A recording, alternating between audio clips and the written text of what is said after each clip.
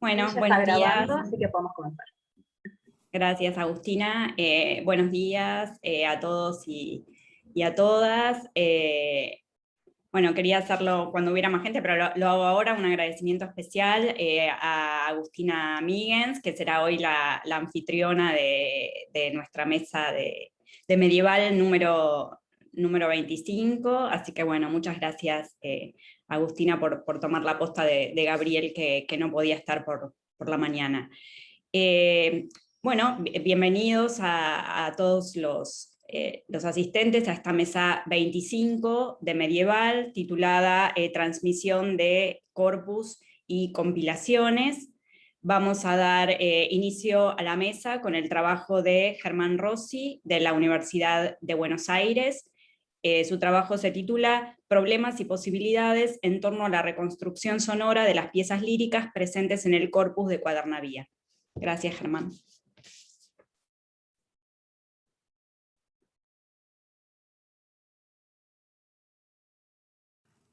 Bueno, gracias por la bienvenida.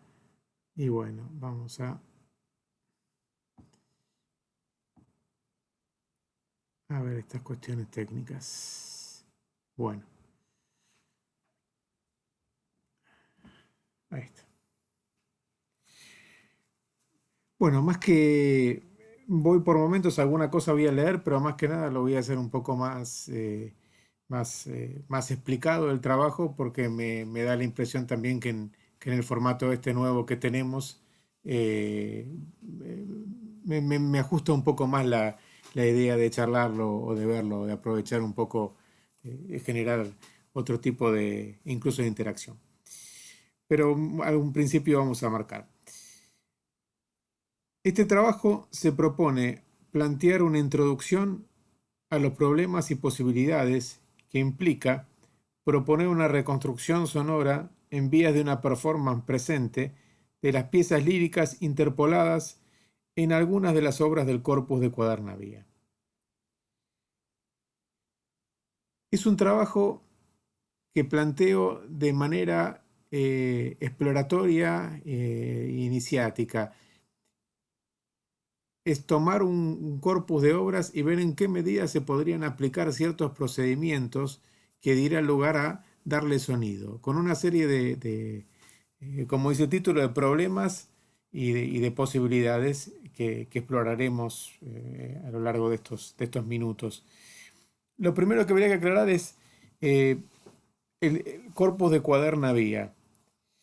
Ahí estamos pensando en una modalidad genérica de Cuadernavía, en el sentido que hay discusiones amplias sobre los repertorios de obras escritas en el siglo XIII y en el siglo XIV. Muchos autores van a pensar que las obras del XIII, sobre todo hasta las obras de Berceo, tienen una unidad en cuanto a su conformación, sus características métricas que permiten hablar tal vez de mester de clerecía, más allá de las discusiones modernas que se van dando y van denostando un poco esas divisiones, y entender las obras del XIV como el libro de Buen Amor y Rimao de Palacio, del cual yo voy a tomar algunas piezas, como otro tipo de repertorios, donde la cuestión esta aparece en genérico, esta idea de Cuadernavía.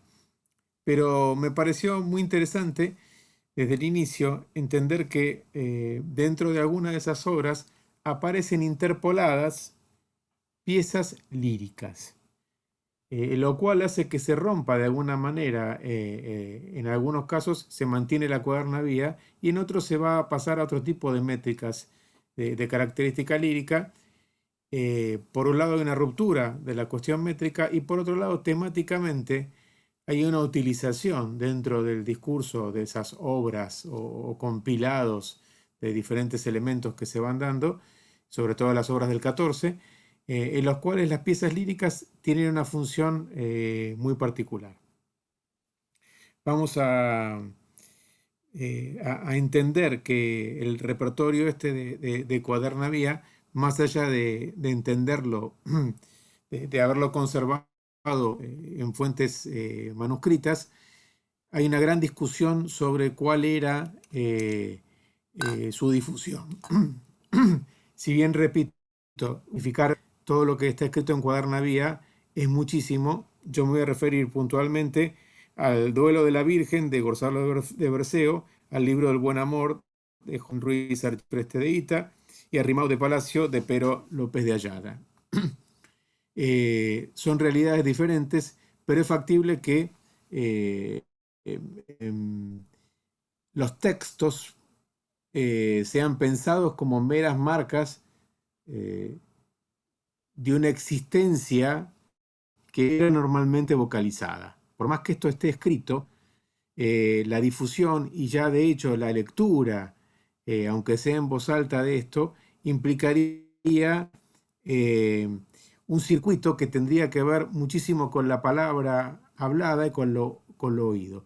Entonces, estas piezas líricas hay que pensarlas no como unas piezas de lectura, sino en algún momento, tal vez como una pieza que el tener una relación lírica le traiga ecos de prácticas sonoras musicales, aunque no sean al estilo otras obras que vamos a ver más adelante de la lírica gallego-portuguesa, pero que mantengan todavía un eco de prácticas contrafácticas, de adaptar melodías, aunque sean simples pero existentes, para ejecutar o para hacer performance de estas obras.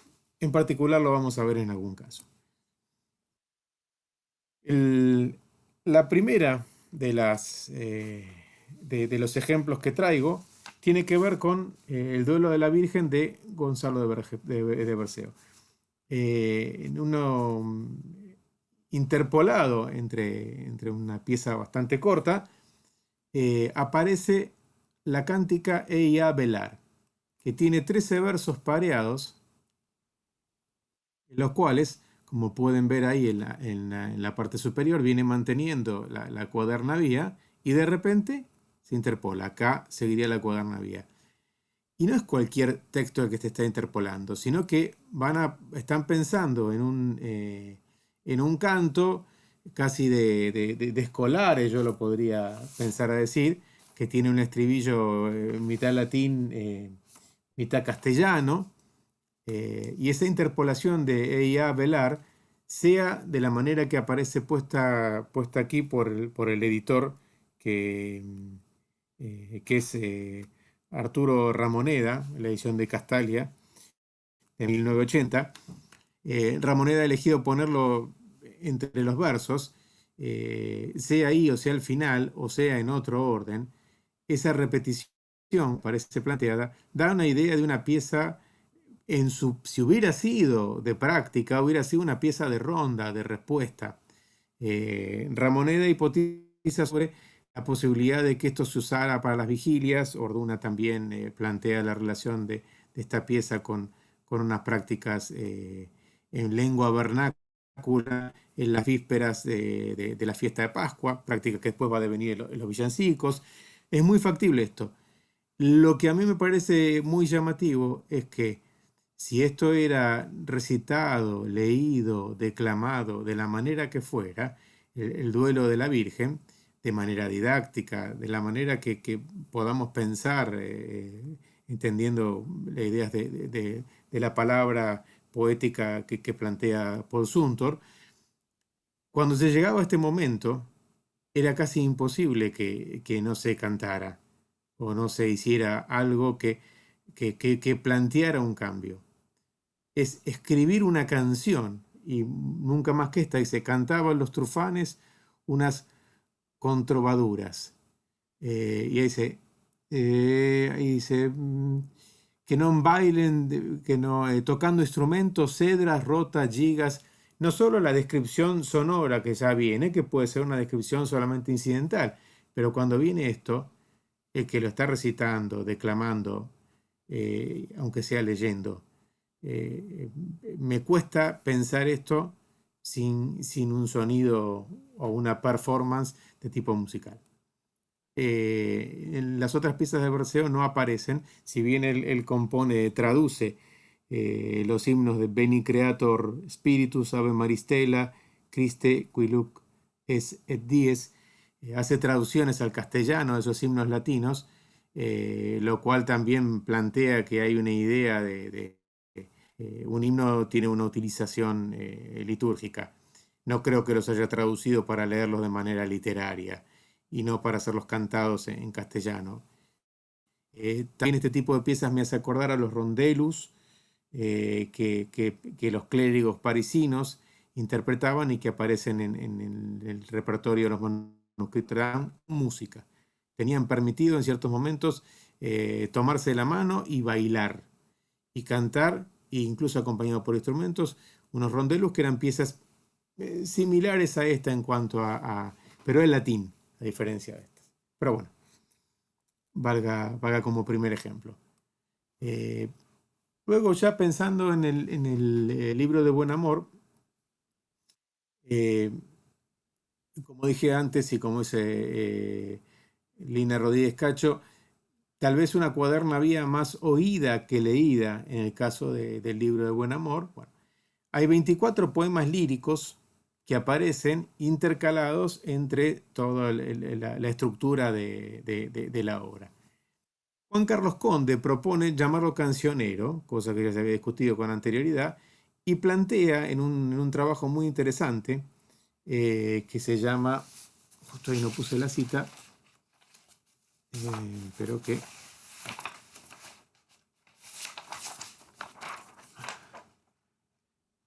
de cantar es un librete, muy interesante, quería buscar me acordaba del título que era muy interesante, donde él propone, aparte de llamarlo cancionero, plantea que faltan no menos 22 poemas que aparecen anunciados y que de alguna manera en el momento de compilar la obra, de copiarla, han sido eh, sacados, cambiados y demás.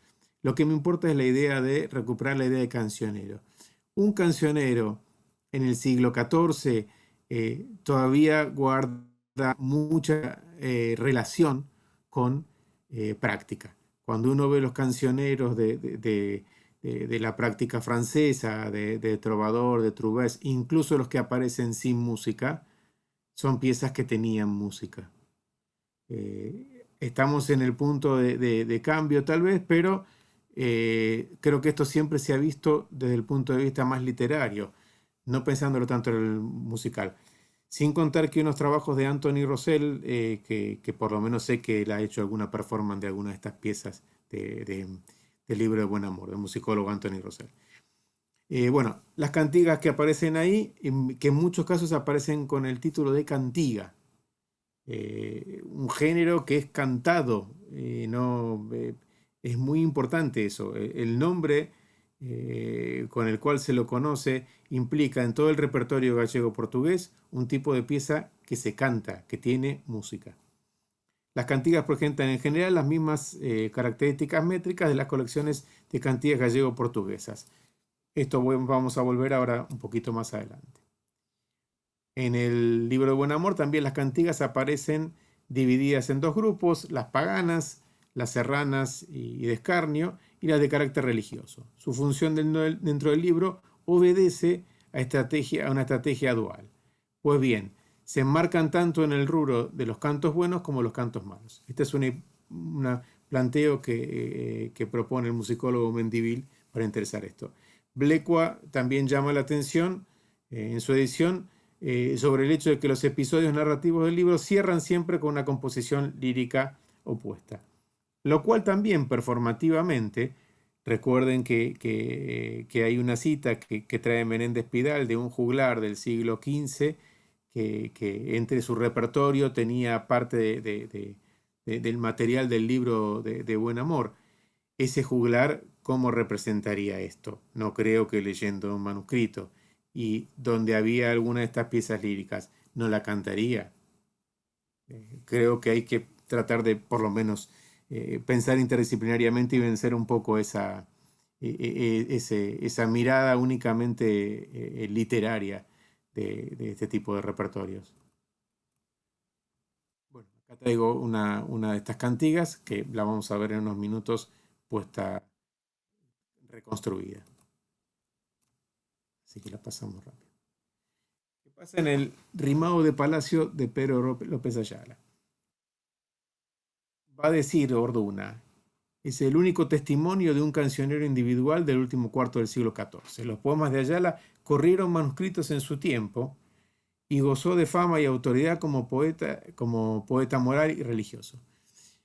Que hayan circulado manuscritos no quiere decir que también no hayan circulado de otra manera. Si bien ya, pero López Ayala estamos pensando en la última parte del siglo XIV, pero tampoco esto nos hace que lo pensemos como si fueran los cancioneros del XV, porque sus características líricas tienen que ver más con una tradición segelesca, mariana, mucho más vinculado con elementos líricos anteriores que posteriores. Hay un intermedio lírico en el rimado de Palacio, o cancionero, que también lo llama Orduna así, que tiene 16 composiciones, que tienen algunos temas un poco más autobiográficos y en algunos, la mayoría, tiene que ver con una temática religiosa. Incluso cantigas de Santa María también, o a la Virgen, o gozos y otras cuestiones de carácter religioso. Que decíamos, aunque parezcan variadas, las poesías líricas de Ayala presentan, sin embargo, un muestrario bastante restringido de lo que fue el conjunto sequelejo de aquella época, comparado con el Libro del Buen Amor o las colecciones de cantigas gallegas a las que se parece en gran parte. Quiero decir esto para vincular este corpus lírico que aparece aquí mucho más con la poesía anterior que con la poesía posterior, que por ahí ya tiene otro tipo de circulación y de performance no musical, aunque está en el límite. Repito, yo apoyado en esa idea que plantea Orduna, entendemos que en algún momento se incorporan a este formato del rimado de Palacio. Y cuando aparecen incorporadas, en la circulación previa podía haber sido en forma de repertorio con una performance, aunque sea con un material melódico contrafáctico previo. Es una idea que por lo menos amerita a pensarse. Ese es un poco mi parecer. Vamos a volver en unos minutos sobre esa. Yo ahí al principio del trabajo planteaba esta cuestión de pensar desde de problemas y posibilidades. Los problemas son casi todos. Primero que esto pocas veces se ha pensado como con una performance musical o se ha hecho, entonces ya hay un problema de tratar de plantear algo que va a chocar bastante desde un inicio. Y posibilidades. Hay un corpus de música gallego-portuguesa circulante en la península, incluso en las Cortes durante el siglo XIII, aunque principio del XIV, que tiene música y que tiene características líricas muy comunes. Entonces, de ahí uno podría abrevar a ver si uno quisiera tratar de reconstruir o de explorar cómo podría haber sido esta sonoridad, aunque sea a manera de, como se diría hoy día, de musicología arqueológica o arqueología experimental o arqueología en el sentido de hacer una especie de laboratorio y probar a ver qué hubiera pasado. No proponiendo esto hubiera sonado así. Lo que van a escuchar es una posibilidad de reconstrucción totalmente moderna, pero que por lo menos nos permite entender ver otra cara de este tipo de poesía lírica. Bueno, tenemos cantigas de Martín Codax, la del rey Don Denis de Torredotombo. Fíjense cómo esto también se va a copiar después sin música en cancioneros. Pero esto que se copió previamente tenía música por las pruebas que tenemos antes. ¿Qué hay si ese repertorio que queda sin música, sobre todo las piezas líricas del libro de Buen Amor y lo de Rimado Palacio, no tuvieron una circulación previa con música? El cancionero de ayuda, que no termina de copiarse, bueno, y la gran colección de cantigas de Santa María de Alfonso el Sabio, más de 400 melodías, en algún caso muy vinculadas las cuestiones devocionales y marianas con las que aparecen en Rimado Palacio y en algunas del libro de Buen Amor. Ahora, paso rápido porque esto es un poco más de cuestiones de los problemas. Podríamos ponerlo en consideración. ¿Cuál sería el problema de esto? En el siglo XIII, cuando se anotan estas melodías, la mayoría de estos cancioneros, la notación no da todavía pauta de la duración exacta de los sonidos, entonces hay discusiones. Si acá van a ver la misma pieza en dos fuentes, una escrita con rombitos y plicas y en otro acá con cuadraditos y rombitos, acá todo con cuadraditos, hay un montón de problemas musicológicos. Es que no es que tengo la melodía seguro, tengo ya problemas con saber cómo era la melodía. Pero alcanza con, para aplicar el concepto de contrafactum, de cantiga de seguir, que aparece en el arte de trovar, tratado que aparece en una fuente contemporánea, todo este proceso. Seguir implicaba adaptar música de, de una cantiga previa o de una música circulante a un texto equivalente del parámetro métrico. Y un poco lo que yo voy a cerrar ahora haciendo eso, tomando dos cantigas, una del libro de Buen Amor y otra del Rimado de Palacio, y la primera es esta de los que la ley habemos, también vinculada con el periodo ujú, eh, con una temática religiosa muy fuerte y con temáticas por ahí más vinculadas, incluso hasta de uso de época actual. Aparece en el caso del libro de Buen Amor, esta pieza aparece más descuidado el formato del estribillo, aparece al principio el estribillo, pero por cuestiones de rima y de edición, claramente podemos entender que es una cantiga con estribillo y con formas bastante sigelescas. Es la cantiga que aparece antes de la pelea de Don Carnal y Cuaresma. Yo tomé esta cantiga de Santa María, la número 4, a madre do que libró los leones Daniel, eh, porque tiene características métricas similares. Aquí está el texto de la cantiga, que es bastante largo.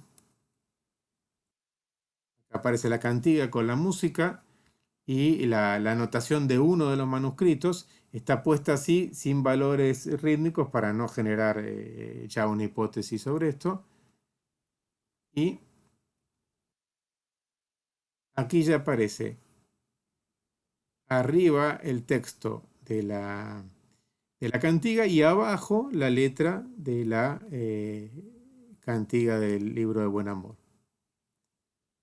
Acá ya directamente aparece solamente.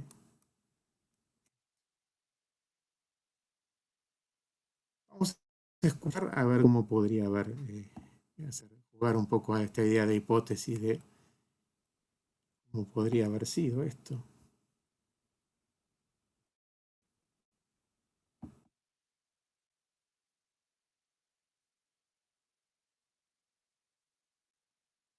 Los que la ley habemos de Cristo aguardar, de su muerte debemos ponernos de acordar.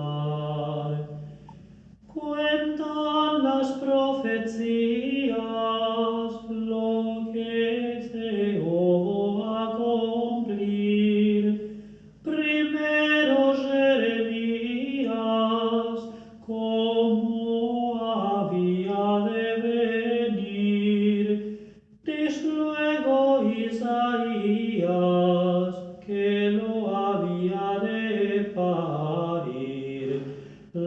Virgen que sabemos Santa María estar.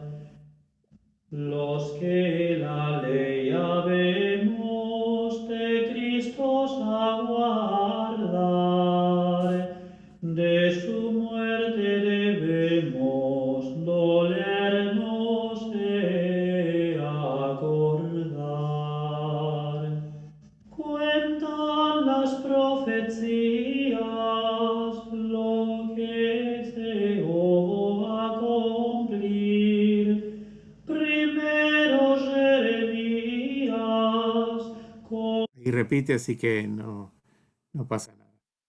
Bien, y para cerrar, mostrarles la otra cantiga, que el proceso es similar. En este caso, Señora con humildad, que aparece, es una cantiga donde Ayala promete ir a Montserrat y aparentemente este verso donde dice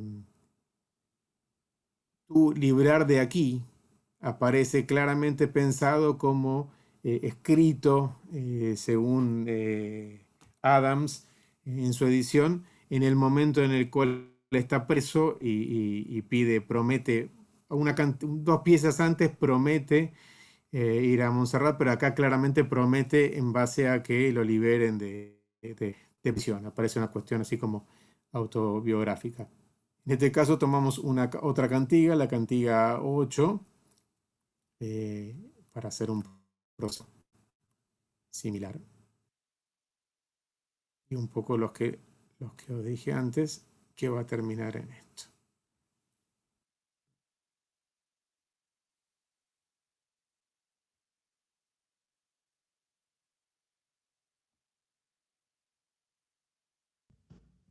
Señora, con humildad elevo tu corazón, prometo a Montserrat ir fazer mi oración. Si plugiere a ti, Señora, deme tu librar de aquí, o to fago desde agora, de te ir servir allí. En la sierra doya di tu imagen me figura, porque siempre de cura de haber en ti devoción.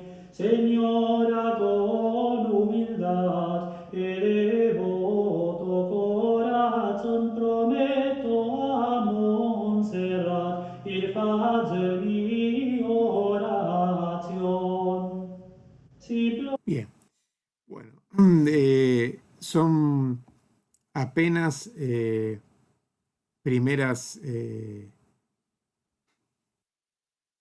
versiones de esto. Ya la escucho y ya quiero cambiar alguna cosa, pero un poco tiene que ver, porque Montserrat podría quedar mucho mejor. Fue una primera instancia de acomodar sílabas con versos y la idea era un poco jugar. Hemos hecho este trabajo otras veces con Jimena del Río Reande en el marco de nuestro proyecto y me interesaba iniciar otros espacios, otros horizontes, así que un poco la idea era compartir esto que estaba empezando a trabajar ahí. Como posibilidades, un poco estas que vieron, como problemas van a surgir un montón, porque va a ser una cosa que va a generar discusiones, pero bueno, lo interdisciplinario me parece que es importante y es importante tratar de tener otra mirada y el hacer música en el presente implica una construcción moderna del discurso, entonces el que no esté tan de acuerdo podrá pensar que es una performance moderna. Y así como hay alguien que canta el Cid de manera moderna, estarán estas posibilidades también. Muchas gracias y esperemos que si hay alguna pregunta estaremos a cada tiro. Muchas gracias. Bueno, muchas gracias, Germán, por la presentación. Dejaremos las preguntas y los comentarios para el final de las tres exposiciones, así que ahora le damos paso, en segundo lugar, a Eli Di Croce, que es de la Universidad Nacional de La Plata y CONICET, y nos va a presentar un trabajo titulado Lírica tradicional y romancero, recuperación, recolección y difusión del corpus. Gracias, Karina. Antes que nada, aclarar que este trabajo forma parte de un proyecto de investigación radicado en la Universidad Nacional de La Plata, que es también, como presentaba Germán su trabajo, un trabajo en elaboración, ¿no? Y que se propone fundamentalmente indagar en las distintas problemáticas que giran en torno a la constitución del corpus de la lírica tradicional y del romancero, en particular en lo que respecta a tres procesos diferentes, pero complementarios y claramente identificables entre sí. Por un lado, la recuperación de piezas líricas y de romances. En segundo lugar, la recolección de textos de la tradición moderna. Y en tercer lugar, como última instancia de este proceso, la difusión de estos materiales, ya sea mediante ediciones de textos o la conformación de archivos, o incluso en varios casos la apertura de estos archivos como parte de un proceso de visibilización que ha caracterizado los últimos años de la disciplina. Bien, primero voy a dedicarme al género lírico de la lírica tradicional y en segundo lugar al romancero. Como objeto de estudio, la lírica tradicional tiene apenas poco más de 100 años. En la inauguración del curso 1919-1920 del Ateneo Científico, Literario y Artístico de Madrid, Ramón Menéndez Pidal leía el discurso titulado La primitiva poesía lírica española y constataba que ninguna de las historias de la literatura hasta el momento incluía un capítulo dedicado a los orígenes de la poesía lírica, en palabras del mismo Menéndez Pidal, buscados en sus fundamentos y raíces indígenas o nacionales. La idea de que el capítulo dedicado a los orígenes de la poesía lírica española estaba todavía por escribirse fue retomado para cerrar su discurso al afirmar que, y cito, estas formas nuevas de la poesía popular han sido ya tratadas en las conferencias de nuestro Ateneo, especialmente la copla y la seguidilla. El romancero en su parte lírica ha merecido también atención al ser reseñada su principal parte épica. En cambio, las formas líricas anteriores están del todo desatendidas, y no lo están solo aquí, pues los eruditos en general apenas las mencionan, sino alguna vez de pasada, y sin embargo, ellas debieran constituir un capítulo en toda historia literaria, ya que acabamos de ver cómo en nuestros orígenes poéticos, al lado de una lírica culta de los cancioneros medievales, existió una abundante lírica popular. Fin de cita. Me interesa volver especialmente sobre dos aspectos de este cierre del discurso inaugural del Ateneo. En primer lugar, el reconocimiento de que la línea de investigación que Menéndez Pidal propone allí, la de escribir el capítulo dedicado a la lírica tradicional, cayó en terreno fértil, como ha señalado Margit Frank, al recordar los trabajos contemporáneos de Pedro Enrique Sureña y de Julio Cejador y Frauca, así como la atención prestada a la lírica popular por varios poetas de la generación del 27. Como decía Margit Frank, el tema estaba en el aire. En segundo lugar, el segundo aspecto sobre el que me quiero detener aparece hacia el final del fragmento citado. Menéndez Pidal allí afirma: acabamos de ver cómo en nuestros orígenes poéticos, al lado de la lírica culta de los cancioneros medievales, existió una abundante lírica popular. En rigor de verdad, su discurso acababa de identificar con claridad un objeto de estudio, el de la lírica popular tradicional, él la va a denominar tradicional, y de recortar sus límites con precisión. Pero la escasez de los textos conservados e identificados hacia 1919 hacía que la abundancia de esa lírica popular fuera algo que todavía quedaba por demostrarse.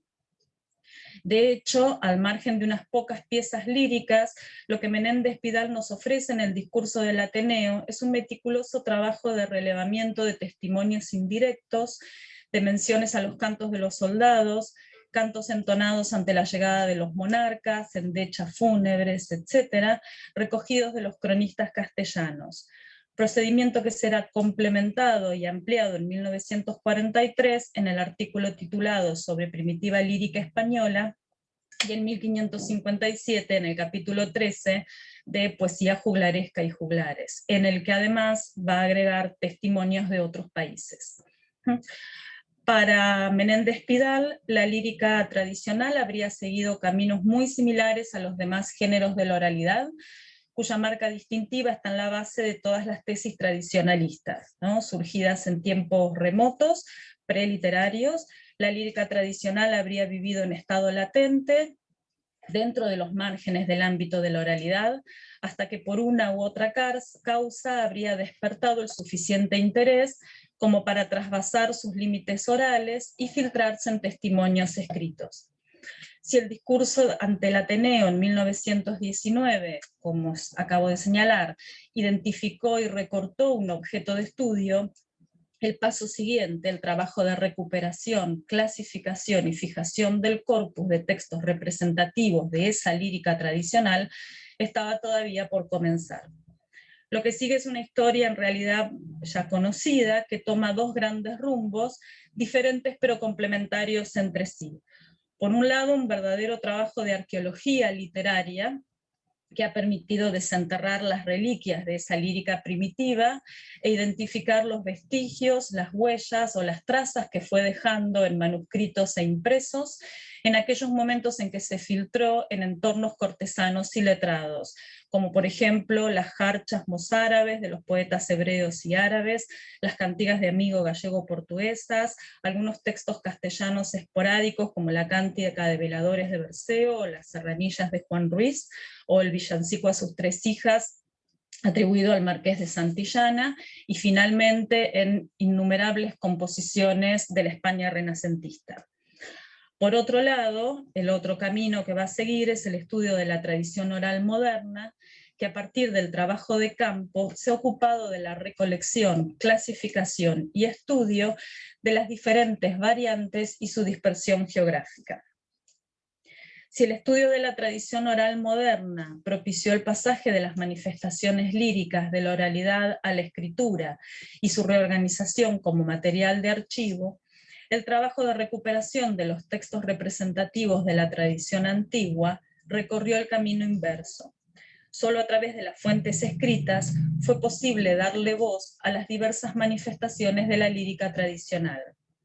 De esta manera, manuscritos, códices, cancioneros, impresos, pliegos sueltos, se convierten en archivos a partir de los cuales recuperar y fijar un corpus representativo, o al menos un corpus estimativo, porque el acceso a las piezas líricas mediatizado por fuentes escritas no ha quedado exento de críticas.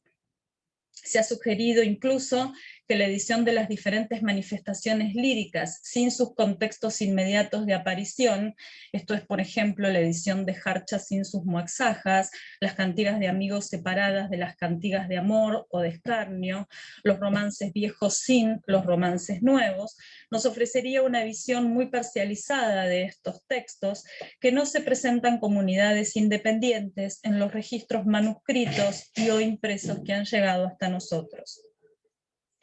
El mismo procedimiento, no obstante, ya había sido empleado con anterioridad para el tratamiento de un género particular dentro de la poesía tradicional, que es el romancero.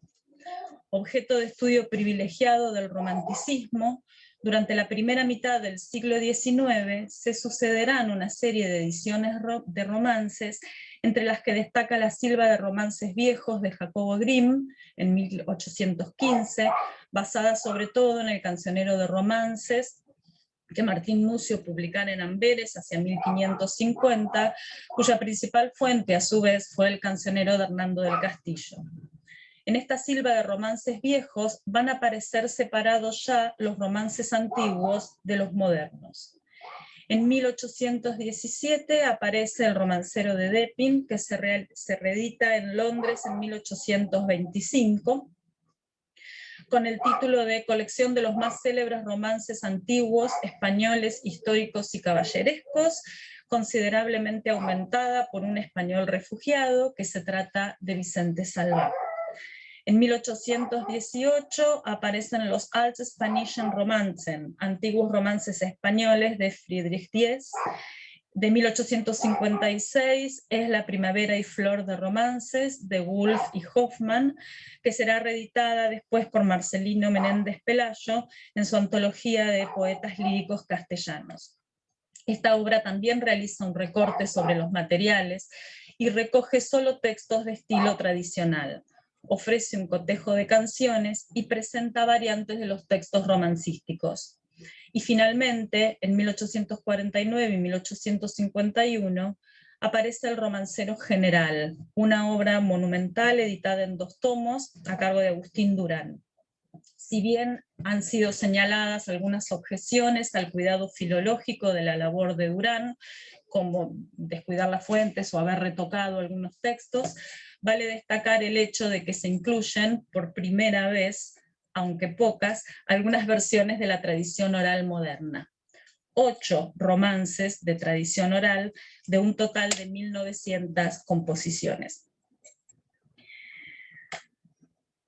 La recolección de textos romancísticos que comienza en España durante la segunda mitad del siglo XIX, con los trabajos de Mariano Aguiló Fuster y Milay Fontaná para la tradición catalana, y de Amador de los Ríos y Juan Menéndez Pidal para la tradición asturiana, cobrará un mayor impulso cuando Ramón Menéndez Pidal proponga el abordaje del género en toda su extensión territorial y lingüística, lo que supone rastrear en España, Portugal, América Latina, los Países Bajos, los Balcanes, norte de África y cercano Oriente, textos en español, portugués, sefardí, gallego y catalán. Semejante tarea encuentra una vía de materialización a través de la conformación de redes de intelectuales que, en respuesta a la propuesta pidaliana, colaboran con el envío de materiales para la conformación de un archivo. El resultado desbordó todas las expectativas imaginadas. Como señala Gloria Chicote, el planteado romancero general, proyecto para 25 años de trabajo, esbozado por Menéndez Pidal en 1904, que tenía como objeto dar un panorama cerrado del género, nunca vio la luz debido a que los descubrimientos modernos aportaron un número ilimitado de nuevas versiones, tanto en Europa, Asia y África como en América. Esta iniciativa se concretó con una obra mucho más parcializada, el romancero tradicional de las lenguas hispánicas de Menéndez Pidal y Goiri, de 1957, que proponía inicialmente la publicación individual de cada tema romancístico con todas sus versiones, pero cuyas dimensiones determinaron que también fuese interrumpido en los últimos años. Asimismo, en la década de 1980, Diego Catalán emprende la edición del Catálogo General del Romancero, un proyecto editorial también inconcluso que por primera vez emplea instrumentos computacionales aplicados a la edición de romances. Fin de cita. Si el proyecto de abarcar el género en su totalidad no pudo concretarse por el crecimiento exponencial de las versiones y variantes recogidas en la tradición moderna, ese mismo crecimiento posibilitó un replanteo de las decisiones teóricas y metodológicas, así como el surgimiento de diferentes proyectos institucionales y privados. En la Argentina, el principal proceso de relevamiento, recolección y documentación de las manifestaciones orales de la literatura nacional tuvo lugar en la primera mitad del siglo pasado, impulsado tanto desde instituciones gubernamentales como desde iniciativas privadas.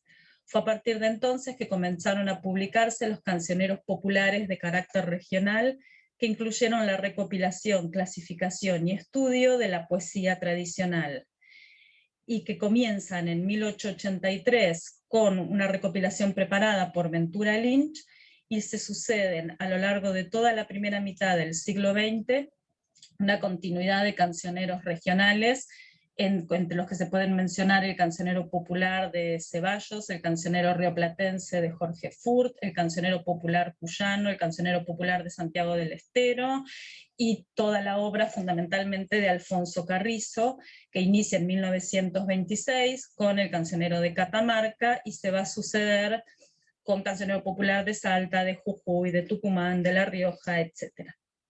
Desde el ámbito gubernamental, por su parte, el proyecto más importante fue sin lugar a dudas la encuesta de magisterio de 1921, cuyos resultados fueron reunidos en la colección de folclore y que con motivo de su centenario, en 1921, acaba de poner en acceso abierto y online todos sus materiales. En ambos casos es posible entrever un conjunto de elementos y de condiciones de posibilidad que van a caracterizar esta etapa de recolección y que se van a repetir en mayor o menor medida en varios otros países, al menos en el ámbito latinoamericano. Así, por ejemplo, aparece la idea de salvaguardar un patrimonio que se define como el reservorio de la nacionalidad y que está en vías de extinción por el avance del cosmopolitismo. A su vez, el paulatino proceso de profesionalización del encuestador y o del transcriptor, que va desde la falta de rigor hasta la adquisición de una metodología científica de trabajo. En relación directa también serán constantes en esta etapa la intervención sobre los textos recopilados, la corrección por parte de los transcriptores o editores de las versiones recogidas, la decisión o no de recoger todo el material posible, incluyendo versiones fragmentarias o erróneas, la identificación de los datos del informante y del nombre del género con el que es reconocido en el área. Y finalmente, una vez más, la abrumadora cantidad de materiales recogidos vuelve imposible cualquier intento de abordaje en su conjunto. Durante la segunda mitad del siglo XX, incluso principios del XXI, los trabajos de campo en Argentina continuaron, pero en forma esporádica y aislada. La extensión del territorio y la falta de emprendimientos institucionales que fueran resultado de políticas culturales y educativas hizo que no fuera posible volver a emprender trabajos sistemáticos y abarcativos, por lo que los archivos de lírica tradicional y de romances comenzaron a fragmentarse y a multiplicarse. El siglo XX, especialmente la segunda mitad del siglo XX, también trajo la aceleración del avance tecnológico. En los trabajos de campo fue posible registrar cada vez más y con mayor facilidad nuevos elementos sonoros, visuales, audiovisuales, contribuyendo a la complejidad creciente en el estudio de los géneros de transmisión oral y a la gestación de archivos susceptibles de ser abordados desde lo multi e interdisciplinar. Si el principal problema de la recolección moderna en su conjunto fue la multiplicación desbordada de textos, versiones y variantes que impidió el abordaje del género en su totalidad, el advenimiento de la era digital ofreció, al menos a primera vista, una herramienta de trabajo capaz de almacenar y procesar de manera rápida y efectiva inmensos volúmenes de información. La digitalización de los archivos, la elaboración de ediciones digitales y la aparición de nuevas perspectivas teóricas y metodológicas para el abordaje de los materiales han sido las principales líneas desarrolladas por las humanidades digitales, una disciplina que con desigual intensidad se ha filtrado en prácticamente todos los ámbitos académicos. Pero el tránsito que va del papel a la nube, al tiempo que nos invita a dialogar con el pasado, trajo consigo nuevas consideraciones en lo que atañe a los archivos de lírica popular tradicional y que no son fáciles de solucionar y es necesario atenderlas especialmente. En primer lugar, la constatación de que la nube no tiene nada de etéreo ni de inmaterial y que requiere de una infraestructura considerable, altamente institucionalizada, capaz de gestionar y financiar no solo la digitalización de los archivos existentes, sino también y principalmente su mantenimiento. Una vez dentro de la lógica institucional y dependiendo de sus políticas de accesibilidad, los archivos se enfrentan a la tensión entre la creación de redes de investigación y desarrollos multiinstitucionales por un lado, que propician la apertura de las colecciones, y el acceso a los materiales desde diversas disciplinas, de diversas disciplinas, y por el otro lado, la preservación de las colecciones en tanto archivos con identidad propia. La compatibilidad de los formatos, la adecuación a regulaciones tanto locales como globales, así como la posibilidad de migrar datos y metadatos, son algunas de las acciones que se imponen a la hora de emprender la digitalización de archivos. Muchas gracias. Bueno, muchas gracias, Eli, por tu trabajo, muy interesante. Tendré después varias preguntas al respecto. Bueno, y entonces pasamos en último lugar a mi presentación. Soy Karina Zubillaga de la Universidad de Buenos Aires y CONICET. Y el título de mi trabajo es El Códice como libro, paradigmas misceláneos, compilación y unidad de las historias del manuscrito escurialense H113. El manuscrito H113 de la Biblioteca de San Lorenzo del Escorial, datado a mediados del siglo XIV, reúne 9 relatos en prosa de temática religiosa o ejemplar cristiana, cuya variable genérica los dispone y permite apreciarlos desde las vidas de santos iniciales a las historias hagiográfico-caballerescas finales, en una progresión destacada por la primera crítica que le prestó atención al códice en su conjunto, aquí el trabajo inicial de Meyer y Spaccarelli del año 1982, y desarrollada más ampliamente en mi edición completa del manuscrito en el año 2008. Las vidas de Santa María Magdalena, Santa Marta, Santa María Egipciaca, Santa Catalina de Alejandría, San Eustaquio, el rey Guillermo de Inglaterra, Florencia de Roma, una santa emperatriz de Roma y Sevilla, esposa de Carlomagno, se suceden en el códice remitiendo unas a otras, no de forma declarada o explícita, pero sí a través de tópicos y motivos recurrentes asociados a la ejemplaridad característica del período. En la segunda historia manuscrita, La vida de Santa Marta, la narración de su muerte ocupa un lugar destacado y refiere al relato del milagro que jalona la última etapa vital de Marta, María Magdalena, Lázaro y Maximiano en Provenza, concentrada en su predicación cristiana. Como parte de esa narración de la muerte santa, en medio de la celebración de la misa en Perigord, el obispo Sanfronte es trasladado milagrosamente por Cristo al oficio de la muerte de Marta en Tarascón, procediendo ambos a su enterramiento. Un fraile pregunta entonces quién es Jesucristo, no reconociéndolo, y éste le muestra, a modo identificativo, un libro abierto en sus manos.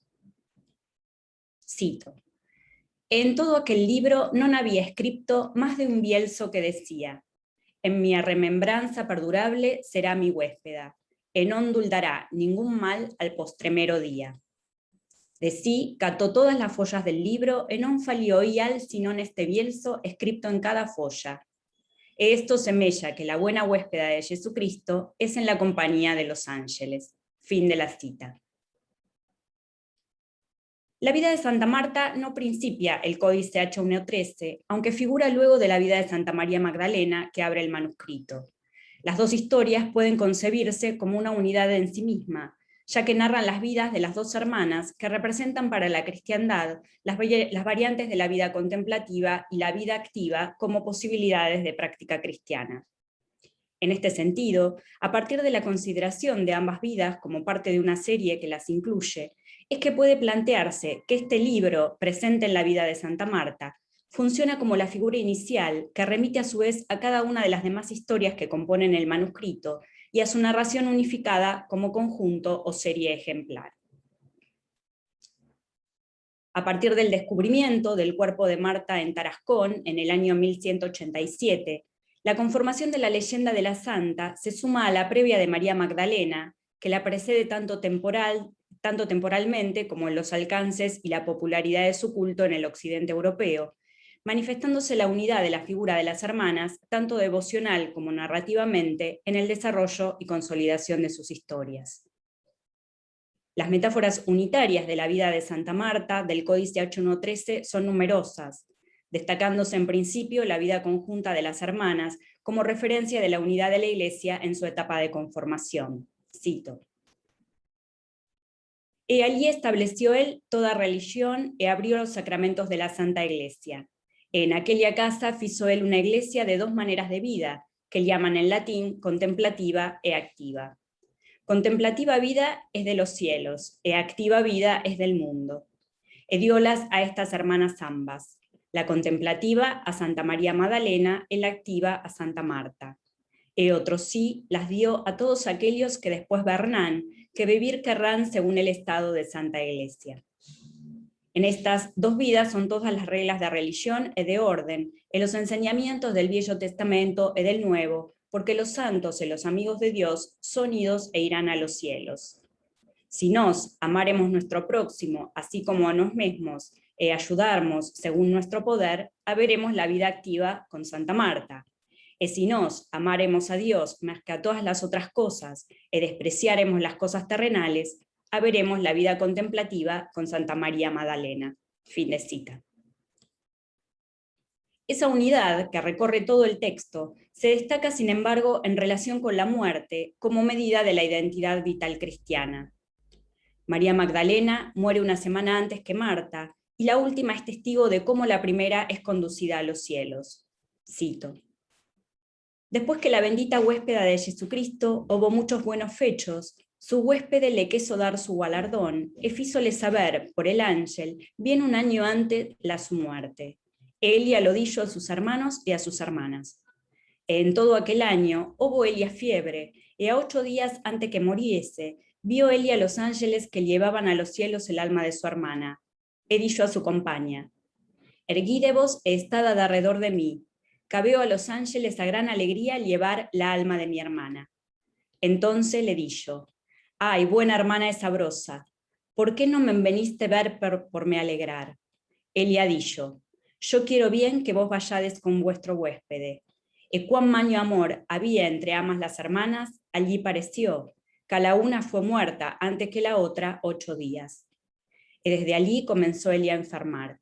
Él llamó a su compañía, y manifestóse, ordenó sus cosas, y confortó sus gentes, y confirmólas en tener la fe de Dios, y recibió el cuerpo del Señor, y rogó a aquellos que la velasen noche y día, hasta que muriese. Ellos así lo ofrecieron muy de grado.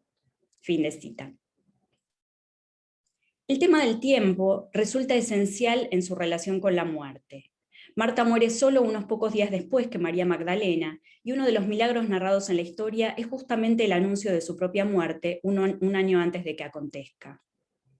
El conocimiento del momento de la propia muerte es un signo destacado de santidad en los relatos hagiográficos medievales, y funciona como la demostración de la concepción esencial de la muerte cristiana, no como un fin, sino como un pasaje de lo terreno a lo sobrenatural asentado en la creencia en el paraíso. Si las metáforas unitarias del texto están asociadas con la muerte cristiana y dan cuenta de una reformulación del tiempo vital en función de una temporalidad sacra ligada a la eternidad, la forma más afín de esta representación es la imagen del libro como referencia privilegiada de ese carácter unitario. Justo antes de morir, Marta pide que le lean la Pasión de Cristo y muere durante esa lectura. Cito: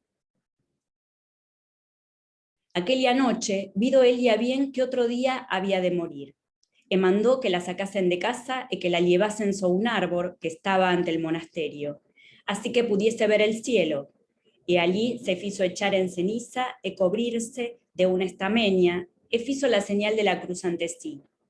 E rogó a los frailes y a las frairas que rogasen por Elia. Después que esto hubo dicho, cató contra el cielo de todo su corazón, el pueblo otro sí. Ella fizo su oración: Adonai, fillo de Dios perdurable, fillo de la Virgen, que por nos que hiciste nacer, e sofrir coita, e morir, e pues resucitaste, e subiste a los cielos, tú recibiste el mi espíritu en tu santa folganza, e non sufras que los ángeles negros me lleven. Mas así como tú quisiste albergar en mi posada, así me recibe en tu santo paraíso. Buen huésped, Señor, guarda a tu pobre amiga y guarda a todos aquellos que en este lugar fueren después de mi muerte, y dales galardón según su merecimiento. Entonces mandó que le leyesen la pasión de Jesucristo, que ella trojera de Jerusalén escrita en hebraico. Y después que fue llevada, dijo: buen Padre, en tus manos encomiendo el mi espíritu. Entonces expiró, e San Miguel tomó el alma en sus manos, e llevóla a los cielos, e apresentóla ante Jesucristo. Ay, ¿quién oyó tan fermosa manera de muerte? Mas esto non fue muerte, ante es victoria. Fin de cita. Esta lectura del texto sagrado, en el momento de la muerte, se enlaza con el milagro desarrollado en su entierro santo, teniendo ambos como eje, la imagen del libro. San Frontes es conducido por Cristo al entierro de Marta, y un fraile los encuentra a ambos con el libro que reproduce en cada hoja ese único verso, que dignifica a la santa como hospedera de Cristo. El libro de contenido santo es la imagen concurrente y unificante de la historia de Marta, focalizada en su muerte santa. En tanto figura, remite sin embargo a las demás historias del códice y a su propio carácter unitario, ya que la posición inicial del relato, en el manuscrito escurialense H113, permite considerar esa imagen como la propia del volumen en tanto libro. La lectura se testimonia en el relato como una práctica asociada a la santidad, y funciona como mensaje ejemplar claro de la propia lectura que la compilación manuscrita pretende para sí misma. En la Edad Media, en especial, durante esta primera mitad del siglo XIV, casi ningún trabajo de literatura vernácula era copiado por sí mismo, lo que hacía de los códices misceláneos verdaderos artefactos culturales que en muchas ocasiones se aproximaron a lo que hoy entendemos como libro en cuanto a formato de producción y recepción textual, como plantea Rico. La compilación y la dinámica que ésta involucra determina la literatura del período e impulsa a considerar al manuscrito como un proceso que puede asociarse en sí mismo al proceso vital. La compilación de las historias que integran el Códice H113 es una reunión de vidas cristianas, cercanas al ideal de santidad del período, que focalizan el momento de la muerte no como conclusión de la vida humana, sino como cifra de una medida vital referida desde lo sacro. La suma resulta en la progresión de cada historia, que a su vez da cuenta de la evolución de un tiempo histórico de la cristiandad, un proceso que es también el del desarrollo de la literatura vernácula medieval en el occidente europeo.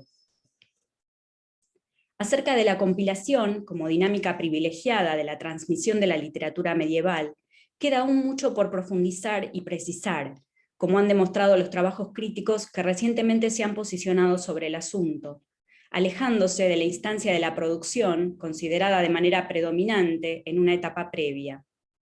La mejor muestra de ello sea tal vez el volumen compuesto por Johnston y Van Dusen en el año 2015, de Medieval Manuscript Book, que ha reunido las colaboraciones recientes de los principales estudiosos actuales del campo. En la introducción del volumen, ambos plantean que para casi todos los aspectos de la producción, los estudios de manuscritos que trabajan en una serie de disciplinas y tradiciones nacionales han acordado en un canon general de estudios conocidos, ¿no? La paleografía, codicología, usos de escribas, iluminación, encuadernación. Pero por supuesto, la producción es solo una etapa de la dinámica manuscrita, y si vamos a pensar más ampliamente sobre el libro en la cultura medieval, debemos estudiar el manuscrito en todas sus etapas, no solo en el momento de origen, ¿no? Plantea Johnston. Los avances en este punto son lentos y más vacilantes que con los estudios de producción de manuscritos, porque se destacan los análisis de casos singulares, autores o textos particulares, tradiciones aisladas en momentos específicos en el tiempo y en regiones individuales. A pesar de la globalización, la mayoría de estos estudios no se comunican entre sí y permanecen en un estado atomizado, sin que se establezcan conexiones entre manuscritos de diferentes textos, idiomas y regiones. La propuesta de una visión más cohesiva de la cultura del manuscrito puede surgir del análisis de esos abordajes singulares, de los cuales se nutra, claro, pero debe avanzar en discusiones teóricas, metodológicas e incluso terminológicas, todavía no resueltas, como la del significado de la miscelánea medieval. La discusión, instalada hace unos años, acerca de los códices misceláneos y su conformación, sigue en la actualidad permitiendo profundizar en las prácticas de composición y recepción de los primeros textos literarios vernáculos europeos. A pesar de que la oposición planteada en principio entre miscelánea y antología como posibles distinciones de los códices en función de un propósito no claro o clarificado de alguna forma de reunión de los textos en un mismo espacio manuscrito, se ha revelado en el último tiempo como insuficiente, debido a que a pesar de que se carezca de un propósito declarado o de un programa definido, eso no significa que el propósito no exista y no pueda ser percibido de una o de variadas formas por los lectores. El eje de la consideración radica en que el significado de las interacciones de los textos en un mismo manuscrito no puede reducirse solo a las intenciones conscientes, más aún en una época en que la figura del autor estaba cercana al anonimato, destacándose en el interior de los textos mismos otras formas o figuras de autoridad. Colocar el eje en la lectura y no solo en la producción, además de remarcar la naturaleza procesual del manuscrito y la vida manuscrita en su totalidad, permite considerar y ahondar en esas formas de autoridad y dinámicas de autorización propias de lo misceláneo y su configuración cultural. La compilación, como la reunión de trabajos en una estructura mayor, que adquiere sentido en sí misma y por encima de la suma de sus partes, sugiere una orientación acerca de la lectura antes que detalles acerca de la dinámica de la producción textual medieval. Así como cada vida o historia que compone el manuscrito H113 sugiere, en su variedad, una lectura unitaria con un mismo mensaje que está presente una y otra vez en cada uno de los folios de esas historias. Si bien el manuscrito H113 no posee un prólogo o programa enfocado en la dinámica compilatoria en función de la producción textual, consideramos que la imagen del libro que Jesús le muestra a San Frontes acerca de Santa Marta sí funciona en el códice en su conjunto como una clara orientación recepcional, situada en la apertura manuscrita y concentrada en la lectura como práctica santa. Bueno, muchas gracias por la escucha. Pasamos, si les parece, a los comentarios, preguntas acerca de los tres trabajos.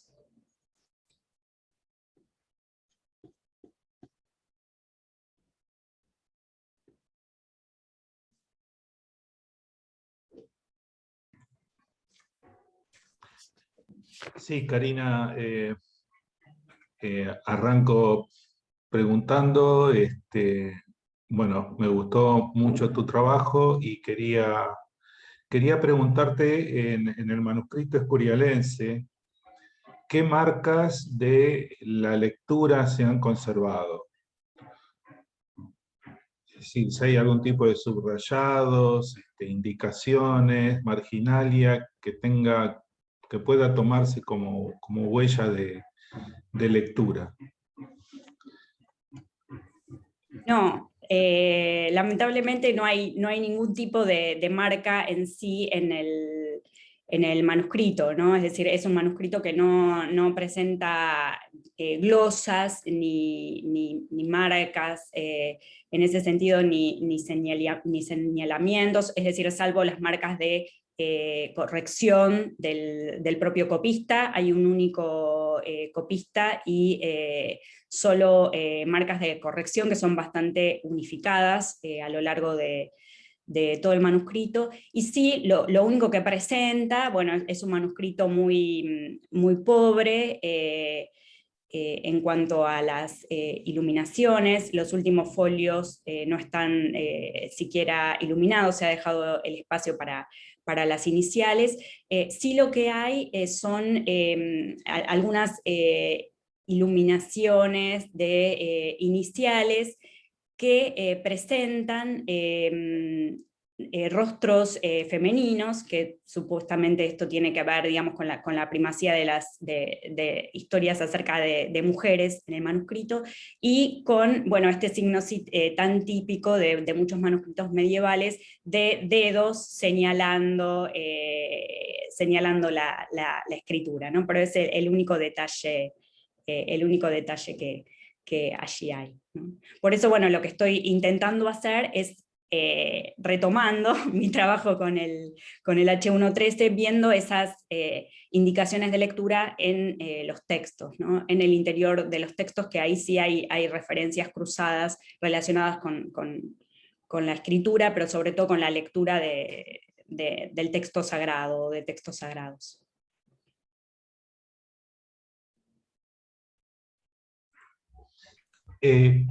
una pregunta para Germán.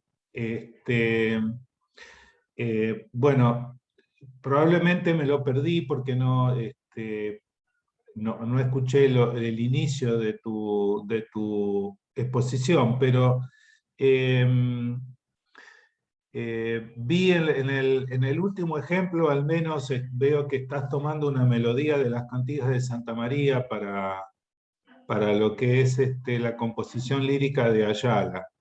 Eh, en la anterior, en la primera, que es la composición lírica del libro de Buen Amor, la melodía es de un himno latino. ¿De dónde viene? Y por No, lo tanto, ¿estás teniendo en cuenta la producción musical eh, latina del siglo XII, lo que viene de Carmina Burana y ese tipo de cosas? ujú. Bueno, buenísimo, hola. Eh, Mira, las dos melodías que usé son de las cantigas de Santa María. Melódicamente, si vamos fuera de la cuestión textual, en los materiales melódicos que hay en las cantigas, más allá de la primera hipótesis de Rivera, que era música árabe y demás, es música cristiana, o sea, o que tiene un corpus de música cristiana religiosa muy fuerte. Diría que casi todo lo que estudió Santiago de la parte literaria se plasma en la parte musical. O sea, es un corpus que tiene mucha relación desde lo melódico, más allá de lo literario. Entonces no hubiera sido muy diferente en relación. Traté de tomar, como dije al principio, es un poco unos primeros avances para ver qué se puede hacer, es muy exploratorio todavía.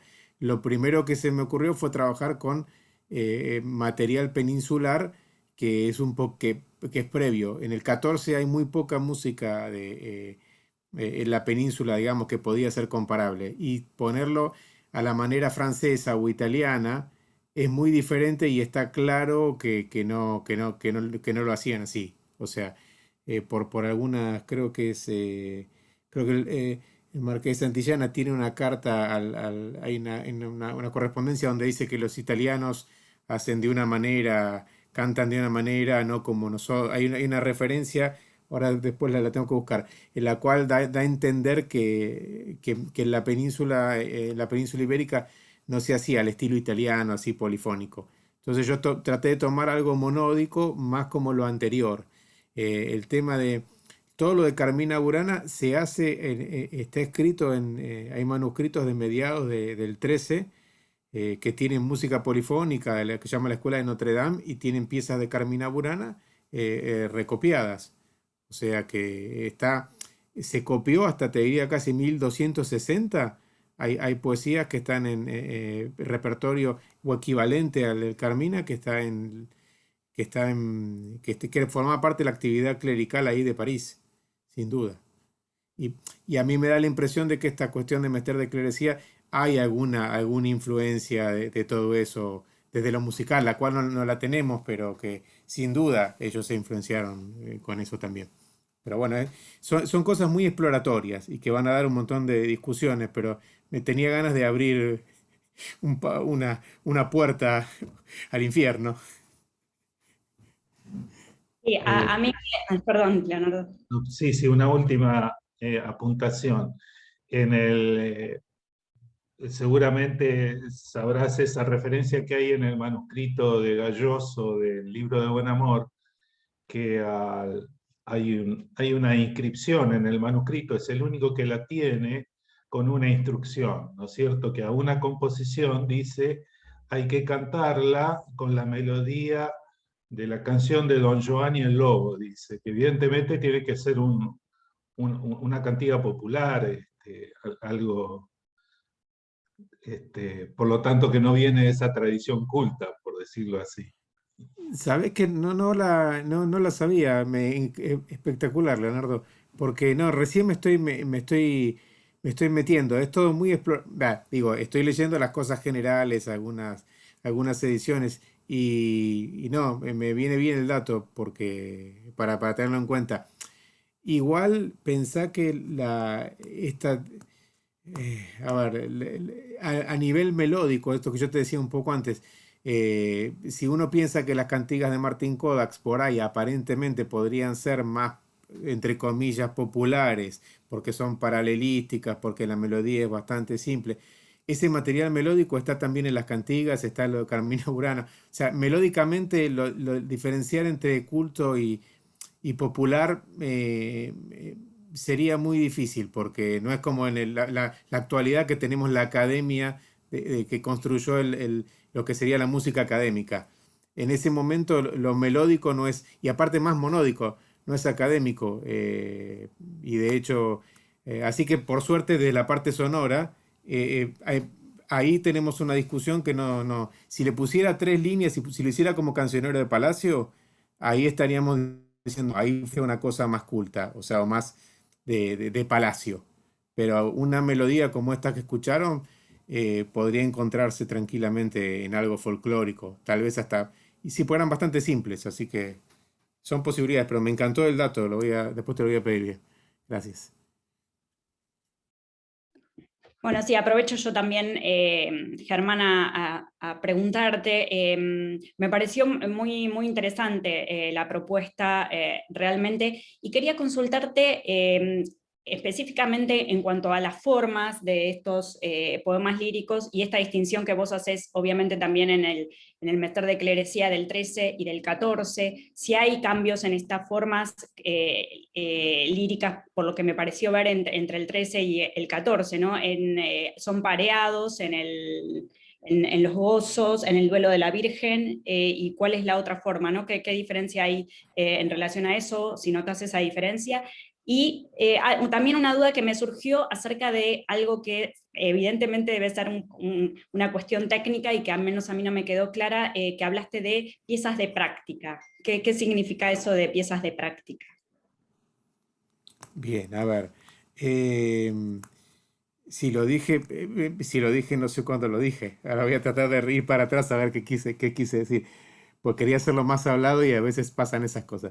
Bien, del 13, lo único que yo encontré es la cántica esa de Berceo que la han estudiado y se han peleado. Yo he leído la síntesis, se han peleado por todos lados. Lo que me pareció muy interesante ahí es que ninguno, por lo menos de todo, incluso la parte de Orduna, de Devoto, ninguno, o sea, hasta han dicho que podía haber sido dramatizado, o sea, hablan de teatro, hablan de un montón de cosas, pero en ningún momento nadie usa la palabra, nadie piensa en cómo se hubiera hecho la performance de eso. Es como que la discusión es si es una obra de teatro escrita, pero nadie dice, che, lo que yo decía un poco, eso me pide una performance diferente, me está invitando a una performance diferente. En ese caso creo que tiene que ver con la única pieza que yo encontré, no terminé de revisar todo porque es un corpus que tiene piezas que a veces están, que hay discusiones sobre si son, si no son, pero lo característico hasta ahora en la primera exploración es que lo que es más clerical, digamos, yo encontré solamente eso, que tiene que ver tal vez con esta cuestión de participación, por ahí lo antifonal, eso también lo dice Orduna, que esa idea de que el estribillo, que sean pareados, de que no pareado por la parte más popular, pero sí de que un coro canta una cosa, uno dice Kyrie eleison y el otro contesta Kyrie eleison, y juntos dicen Kyrie eleison. Christe eleison, Christe, o sea, esa idea de antifonal que está mucho en lo religioso. Yo también lo veo como una cosa casi de danza, aparte por el texto que tiene. En el 14, las dos piezas que tienen esto son Libro de Buen Amor y Rimado de Palacio. Y son muy, hay mucha, la mayoría son de tipo segelesco, o sea, como las cantigas de Santa María, o sea, no es un segel exacto, pero que tiene variantes de la estructura segelesca. Hay muchas con estribillo, está medio descuidado el tema del estribillo, a veces lo anotan y a veces no lo anotan, lo ponen al principio, pero uno se da cuenta por la estructura poética que por lo menos los editores coinciden en eso, que eran con estribillo. La verdad que son muy similares al repertorio gallego-portugués. O sea, no hay ninguna cosa diferente. No es que, no digo, ni que sea mejor ni peor, sino que no se encuentra ninguna anomalía. También lo de Cantigas tiene tantas variables métricas que sería muy difícil. Eh, lo que yo noto ahí que son más esa idea de cancionero, tanto sea el de Ayala ahí incrustado dentro de la obra con esas 16 obras, o las otras 24 o las que sean, como lo que decía recién Leonardo, puesto ahí, me da la idea más de piezas con cierta circulación, de ser cierta la idea esta de Menéndez Pidal, del juglar que tomaba parte para la representación, lo que también decía Leonardo, de esa cita de canta, de que esto se hace con la música de tanto, implicaría en una práctica. Por ello ahí lo que habré querido decir tiene que ver con porque estamos acostumbrados, piensen, yo me imagino como leer una letra, no sé, una canción leer las letras de las canciones de los Beatles, o sea, solamente leer la letra, o sea, es como que yo no, en un momento mucho más oral que el nuestro, ahora sería aural por toda la cuestión de las grabaciones, sería como leer una canción, leer la letra. Está pidiendo, y en una situación de espectáculo, de performance, sobre todo si hay una circulación, nada, aunque sea cortesana, juglaresca, alguien tiene que, no lo va a leer, tiene que mover, tiene que gesticular, bueno, pero pasa un poco por ahí. Es todo todavía muy exploratorio, pero bueno, ya veremos. Claro, sí, te hacía la consulta porque me había quedado la duda en función de algo que sucede específicamente en el libro de Apolonio, ¿no? Completamente escrito en el 13, en Cuadernavía, y en un momento Tarsiana tiene una práctica juglaresca, se dice una práctica performática juglaresca en medio del mercado, en el cual se dice que canta su propia historia, pero, y está ese canto, pero en Cuadernavía, ¿no? Entonces me había surgido la pregunta de si no pensás, o cómo pensás que eso podría haber sido también reproducido, si no hay una posibilidad incluso en la Cuadernavía de que eso se cantara de alguna forma. Sí, a ver, a mí parte la idea inicial de todo esto es empezar a estudiar, de parte mía, es hacer un proyecto de investigación, ya espero que sea de doctorado, que tenga que ver con la cuadernavía y la performance, la música y la performance. No solo, no porque todo fuera musical, pero todo esto que estamos diciendo, de lo declamatorio, o sea, pensar este corpus más variopinto de cuadernavía desde qué elementos tiene de musicales, que es eso que vos decís muy bien de la descripción. Tiene momentos que son más literarios, pero tiene momentos que a mí me dan la impresión de que me invitan a una práctica. Es como cuando Leonardo trabaja con la épica. O sea, el discurso ese invita a mover, a gesticular, a declamar. Eh, Habría que ver cómo, también hay que ver qué es lo que nos llega. Son obras más, sí, más de esclarecida, pero también hay la música está todo el tiempo. Ellos cuando estudian Quadrivium trabajan muchísimo con lo musical y saben un montón. Entonces, no creo que se perdieran más en la cuestión didáctica de esas obras, en una performance didáctica. Es casi como una especie de variable, o sea, es como ver una película y que de repente aparezca una escena totalmente diferente que mantiene la atención. En el libro de Buen Amor, si uno pensara aparte de eso, eso que al final de cierto desarrollo cierra con una cantiga, es casi como el duelo, o sea, como que al final de todo track cierra con música o con algo que cambia la dinámica. Pero todavía lo estoy explorando bastante. Sé que algo han trabajado, pero más que nada se ha trabajado sobre el libro de Buen Amor, esa cuestión más de performance y demás.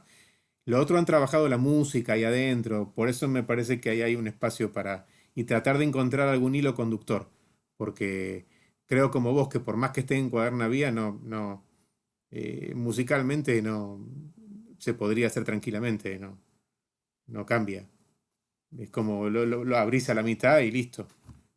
Como pasa en algunas cantigas, o como con algunas cantigas de Santa María, que por ahí no no da cuadernadía, pero si las pensás de pares de verso, estás bastante cerca. Bueno, gracias Germán. Aprovecho a responder una consulta del chat de Mariel, que consulta acerca de las grabaciones, y para decirles que todas las grabaciones de las mesas van a estar disponibles en la página del Congreso, así que se va a poder acceder allí entonces a todas las grabaciones, incluso a la grabación que estamos esperando todos de mañana de Labyrinthus como cierre de nuestro Congreso, ¿no? Y bueno, hay una pregunta que tengo pendiente para Eli, también, ¿no? Pensando en esta cuestión de lo multidisciplinario, lo interdisciplinario que planteabas en tu trabajo, sobre todo en cuanto a los desafíos actuales. Si pensás que los avances de la archivística en otros campos pueden responder a esa multidisciplinariedad, si conocés trabajos que se estén realizando al respecto en Argentina, y sobre todo me interesa en el marco latinoamericano, ¿no? Si hay avances en relación con la lírica tradicional y los romances en otros lugares, supongo que en México, que no lo sé, por eso quería consultar. Sí, bueno, estamos muy cortos de tiempo, así que te contesto rapidito. En realidad, sí, considero que desde un enfoque multidisciplinar e interdisciplinar es la mejor manera de abordar estos objetos, porque además para superar las propias limitaciones que tenemos nosotros, ¿verdad? Me quedó muy grabado eso que decía Germán recién, es como leer una canción de los Beatles, ¿no? Bueno, con la lírica tradicional nos enfrentaríamos con problemas, y con el romancero también, con problemas similares, son textos que no circulan como textos. La verdad que la mayoría de las veces circulan al menos, bueno, con música, con cierta performance en el marco de fiestas, etc. Entonces, a partir de las posibilidades de las nuevas tecnologías, estaríamos en condiciones de por lo menos poder incluir eso en la conformación de archivos y la difusión de este tipo de manifestaciones, etc. Hasta donde yo he indagado, que estoy recién metiéndome con esta nueva posibilidad de conformación de los archivos, hasta donde yo he indagado todavía no, digamos, está bastante avanzada la conformación de corpus, no tanto así su abordaje teórico, ¿no? Hasta los archivos que yo conozco han puesto toda su fuerza y su voluntad en constituir un archivo, no tanto en ver distintas posibilidades metodológicas para su abordaje. ¿No? ¿Sí? No sé si te respondí o no. Sí, sí. Muy bien, gracias. Perdón, Karina, si me permitís un comentario en relación a esto. Bueno, Eli decía en relación al romance, nos pasó hace poco, digo, no, la involucro a María Eduarda en este comentario, que ella hizo una disertación en un seminario en México de la UNAM sobre la copla, ¿no? Que es uno de sus objetos de estudio. Y bueno, y se veía los textos, y en un momento se dio la oportunidad de cantar una copla, ¿no? Y fue increíble cómo, claro, algo para uno natural, nosotras desde Jujuy, ¿no? Y dentro desde el país, la región andina, alguna vez han escuchado, ¿no? Una copla, alguna de las tonadas, y los mexicanos estaban asombrados y enloquecidos con la cuestión musical de la copla, y una de las que estaba ahí presentes, una de las chicas que estaba presentes, decía que ella no se hubiera imaginado el estiramiento de las vocales, ni la acentuación, ni la repetición, era otro texto, ¿no? En estos términos lo ponía, ¿no? De lo importante que fue reponerlo musicalmente, ¿no? Así que, bueno, con todos estos textos más alejados en el tiempo, me parece riquísimo, ¿no? Que se pueda llegar a algunas conclusiones, ¿no? de lo más que se pueda, ¿no? a nivel de la performance. Eso nada más. María Eduarda te hizo una pregunta, Karina, de tu trabajo en el chat, que no sé si la viste, quedó atrás. Ah, no, quedó atrás. Eso nomás quería decir, gracias. Ah, ahí la veo. Ah, sobre las formas de el autoritas. Bueno, sí, respondo entonces brevemente, Eduarda. Lo más interesante del manuscrito es que si bien tiene una orientación religiosa predominante, los textos más claramente hagiográficos están al principio, y entonces ahí sí la autoritas es fundamentalmente referencias bíblicas, es decir, referencias a lo sacro. En los últimos relatos del manuscrito, sobre todo los 3 últimos, que toman la temática de reinas acusadas de adulterio, ahí se empieza a conformar, digamos, a entrelazar con toda la tradición del romance, del román como género, y aparecen claramente otras formas de autoridad. Es decir, los singulares que no se abandonan, esas formas de autoridad ligadas a lo religioso, pero empiezan a tener un lugar, un corrimiento de lugar, y entonces aparecen otras voces y otras referencias ligadas a lo que puede ser la tradición europea del román, y bueno, y se da algo allí muy interesante. Súper interesante, porque además me parece que se puede también mirar esto que vos decís, ¿no? Reinas acusadas de adulterio, poder mirar qué pasa, ¿no?, con las presentaciones de lo femenino, ¿no? Es decir, bueno, las lecturas del manuscrito ya en otros planos, ¿no?, más sociodiscursivos. Me pareció súper interesante tu ponencia. Gracias. Bueno, muchas gracias. No sé si hay alguna última consulta, o pregunta, o comentario. Si no, sí, ya estamos un poco pasados de horario, así que les agradecemos a todos su participación, su interés. Vuelvo a reiterar mi agradecimiento inicial a Agustina Migens como anfitriona de la mesa, y bueno, y a los expositores por sus trabajos tan ricos. Así que bueno, muchas gracias a todos. Hasta luego, gracias. Hasta luego. Gracias, hasta luego. Gracias. Nos vemos en la plenaria y en otros momentos. Hasta luego.